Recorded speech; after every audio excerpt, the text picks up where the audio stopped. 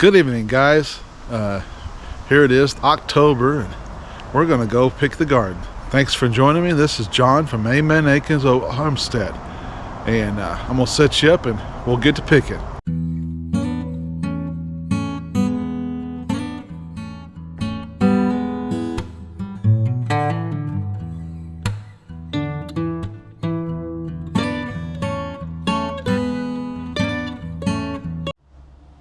I figured I'd do a quick walkthrough and kind of show you a few things. We've got some green tomatoes, and my plants were all blooming again, and lots of cherry tomatoes, as you can see down there.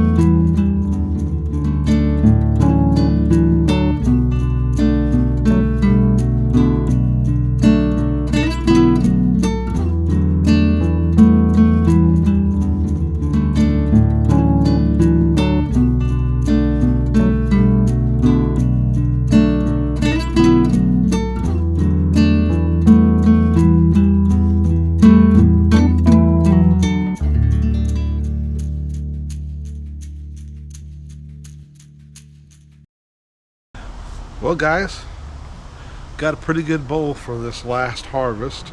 I even picked some of the big green ones. I figured so if they go bad, wife loves fried green tomatoes, so we'll have some fried green tomatoes. I've been leaving this one okra on. I'm gonna pull seeds off for next year. Yeah, before I close out, I figure I'll show you some of the flowers and how they're doing still pretty decently. But a lot of stuff's starting to turn a little brown. We'll have to do some work on these because they won't last in the cold.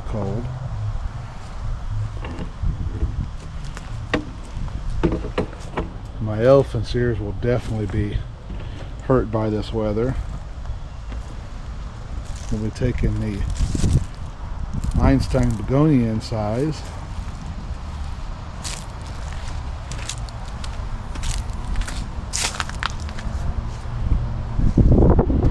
I'd say the roses are done for this year. Well, Well, I figure I'll just sit here and close this out and kind of give my summation of what I thought, how well everything went this summer. We've got a lot more tomatoes than we ever have. I contribute this to, I believe, the adding of the rabbit manure at the first of the year.